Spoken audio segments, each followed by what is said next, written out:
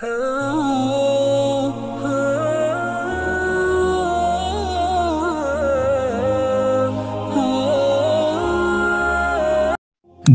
और जहन्नम में क्या फर्क है?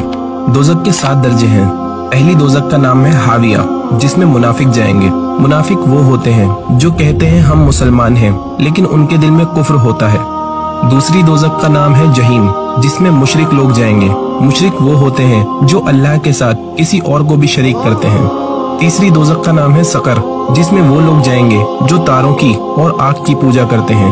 चौथी दोज़ख का नाम है लज़ा, जिसमें शैतान और उसके ताबेदार जाएंगे। पांचवी दोज़ख का नाम है हुतमा, जिसमें यहूदी जाएंगे। छठी दोज़ख का नाम है साइर, जिसमें ईसाई जाएंगे जो ईसा अलैहिस्सलाम को अल्लाह का बेटा बताते हैं। और सातवीं दोज़ख का नाम है जहन्नम, जिसमें रसूलुल्लाह सल्लल्लाहु अलैहि वसल्लम के गुनहगार उम्मती जाएंगे। सिर्फ जहन्नम ही एक ऐसी दोज़ख है जिसमें से कोई इंसान जाकर वापस आ सकता है। अल्लाह के रसूल की दुआ पर अल्लाह पाक जहन्नम में से ऐसे लोगों को निकालेंगे जिनके दिल में राई के दाने के बराबर भी ईमान होगा।